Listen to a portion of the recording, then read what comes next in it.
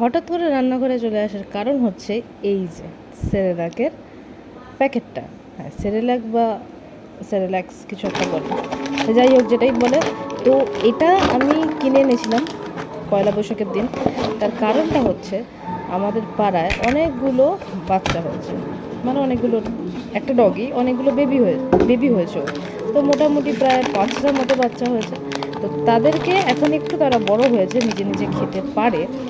তো তাদেরকে খাওয়ানোর জন্য যাতে একটু তাড়াতাড়ি বড় হয়ে যায়, ওর মারও কষ্ট কম হয়, ওদের জন্য যারা ওদেরকে ভালোবাসে, একটা বাড়ি আছে ওষুধ দেয়, একটা বাড়ি আছে খাবার দেয়, আর আমরাও খাবার দিই।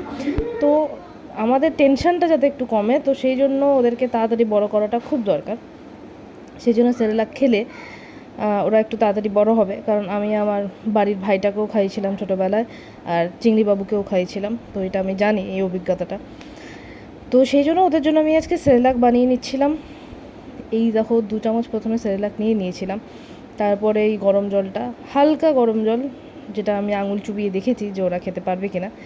যদিও মাঝে মধ্যে এরকম আমি আর চামচ নিয়ে ক্যাত মারতে গিয়ে পড়ে যায় চামচটা, সেটা তোমরা ধরো না একদমই। তো এই গরম জলটা দিয়ে, হালকা গরম জলটা দিয়ে আমি সেরেলাকটা বানিয়ে নিচ্ছিলাম।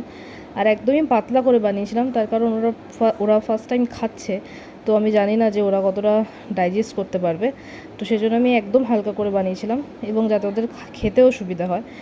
আর সেরেলাকটা হালকা করে বানানোর আরেকটা কারণ হচ্ছে, সেরেলাকটা খানিকক্ষণ রেখে দিলে কিন্তু ওটা টাইট হয়ে যায়, মানে ওটা খুব ঘন হয়ে যায়। তো সেই জন্য আমি একদমই হালকা করে বানিয়েছিলাম, একদমই পাতলা করে। তো একদম এটা রেডি হয়ে গেছে। এবারে একটা থালার মধ্যে এই সেরেলাকের বাটিটা, এই থালাটাতেই ওদেরকে খেতে দেবো, অনেকগুলো বাচ্চা যাতে একসাথে খেতে পারে। এই গরম জলটাও খানিকটা নিয়ে গেছিলাম, আর চামচটাও নিয়ে গেছিলাম, যদি লাগে, যদি ঘন হয়ে যায় তাহলে যেন আবার দিতে পারি জলটা। আপাতত দেখো 3টে বাচ্চা খেয়েছে, ওই বাচ্চাটা খাওয়া হয়ে গেছিলো, আরও 2টো বাচ্চা আছে, ওদেরকে পরে খাওয়াবো। যাই হোক, এরকম ভিডিও দেখতে হলে চ্যানেলটাকে সাবস্ক্রাইব